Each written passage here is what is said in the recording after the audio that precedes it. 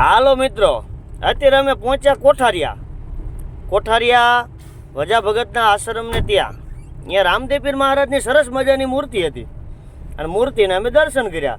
મારે હારી એ આપણા સાપર ગામના એવા સુખદેવભાઈ, વનાભાઈ અને ગોવિંદભાઈ જીકે ખટાણા, ત્યાંથી અમે દર્શન કરીને પાછા જ્યાં જિગ્નેશ દાદાની કથા ચાલુ છે ત્યાં પહોંચવાની ફૂલ તૈયારીમાં.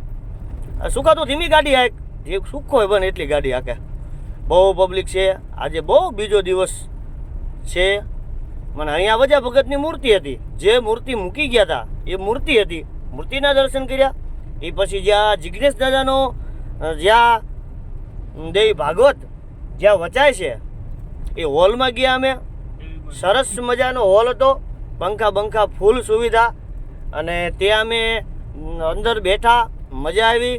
પબ્લિક પણ બહુ હતું, આજે બીજો દિવસ પણ બહુ પબ્લિક, કથામાં બહુ પબ્લિક હતું. પછી અમે કથા ઘડીક સાંભળી અને મજા આવી. મારે હારી ઘણા સાપાના યુવાનો હતા. જિગ્નેશ દાદાએ સરસ મજાની ભાગવત કથા અને મહાભારતના પણ ટુકડા કીધા અને શ્રી રામને પણ યાદ કર્યા, પણ બહુ મજા આવી. કથા સાંભળવાની બહુ મજા આવી. શાંતિથી અમે બેઠા. વનાભાઈ પણ છે અને સુખદેવભાઈ અને જીકે ખટાણા પણ છે. આનંદ થયો, બહુ મજા આવી.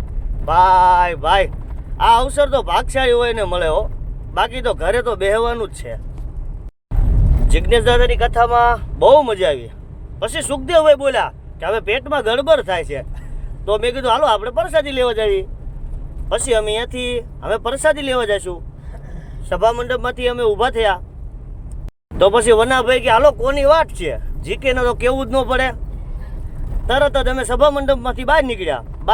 સરસ મજાનું જો પ્રભુ પ્રસાદ, અને ભાઈઓ માટે પણ અલગ અને બહેનો માટે પણ અલગ. વાહ, સુવિધા એટલે કાંઈ ન ઘટે.